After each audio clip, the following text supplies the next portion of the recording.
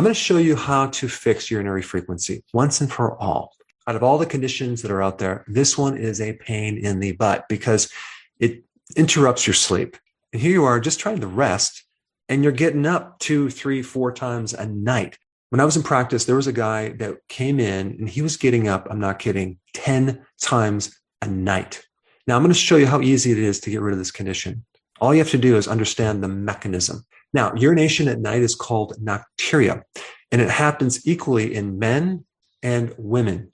And urinary frequency is not a problem with the bladder. That's the tip of the iceberg. That is a symptom. There's something else going on. And when you understand it, you can get rid of it. And it's not going to be taking any pills. It's just a shift in what you eat. It's a dietary problem.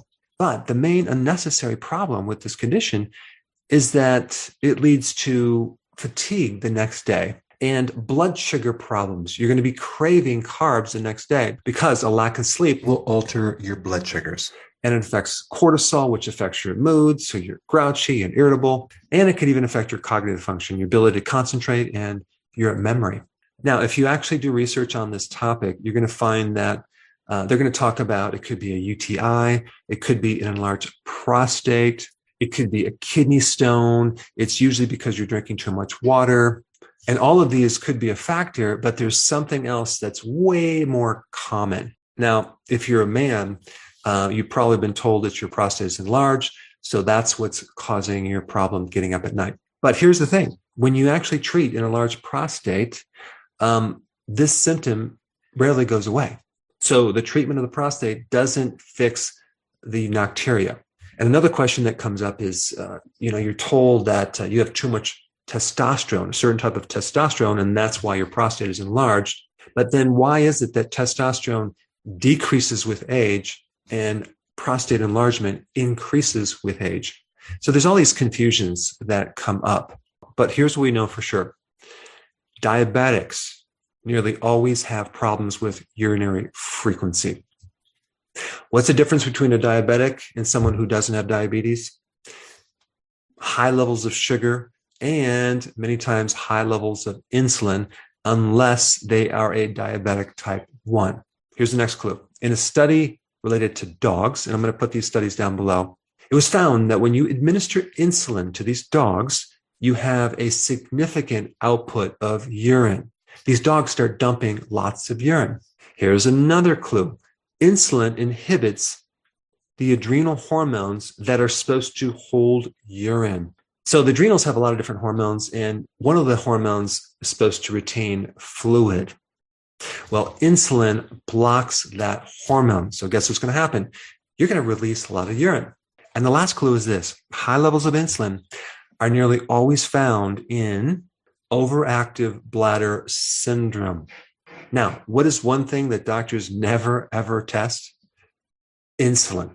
They check your blood sugars, but they never do a fasting insulin test.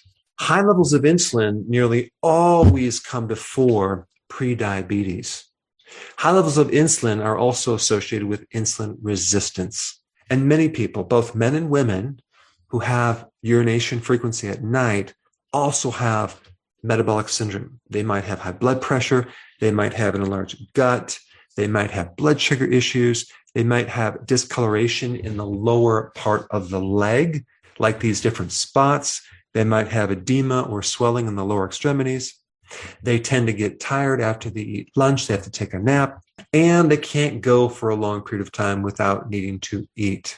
So the most likely situation that's causing your urinary frequency is high levels of insulin. So the next question is, what causes high insulin before bed?